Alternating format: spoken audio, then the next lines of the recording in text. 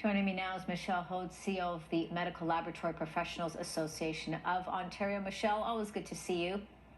Nice to see you. We've had you a number of times here on CTV News Channel, and we've talked about testing, as we know that has been a huge factor during this pandemic.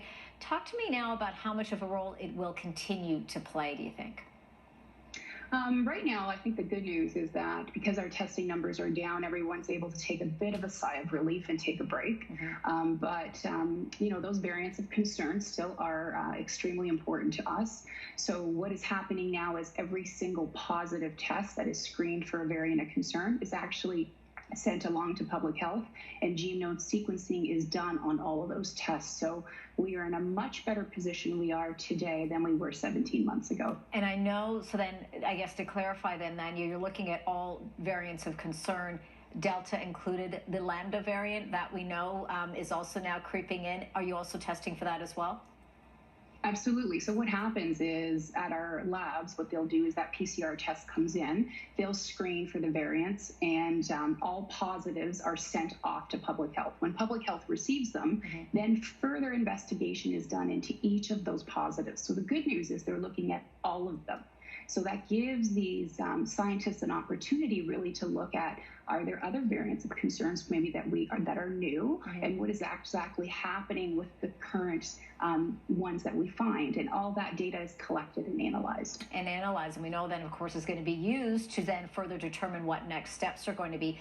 People that are coming into this country, of course, Canadians, those that have been fully vaccinated are allowed to come back in and not having to quarantine, etc. But testing is still going to be a mandatory requirement for those coming in 72 hours before, but also those who land here as well. The data you're going to be collecting from there, how is that going to help us as we continue again to track any cases perhaps coming from other areas, going back to again the start of this pandemic where we saw that travel was really that primary form of spread here?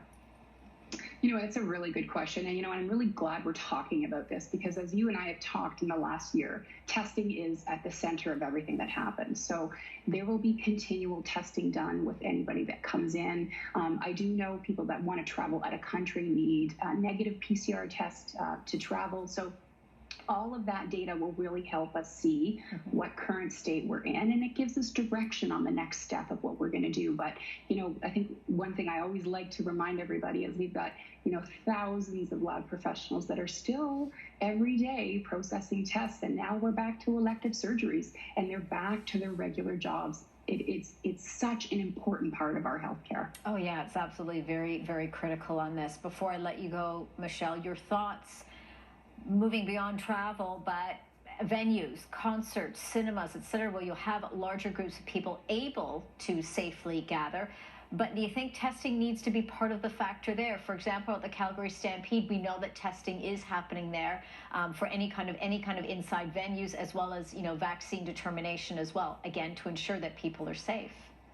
I think that absolutely it should be. We've got our rapid tests that are being used in a variety of different areas right now. And the ministry had a program with companies to be able to do that. But, we should start to see those type of rapid tests being done everywhere.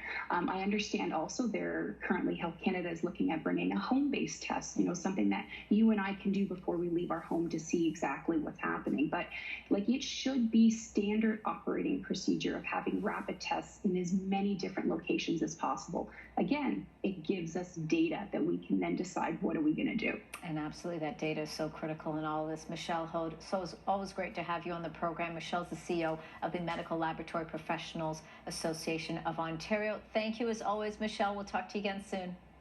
Have a good day. You as well.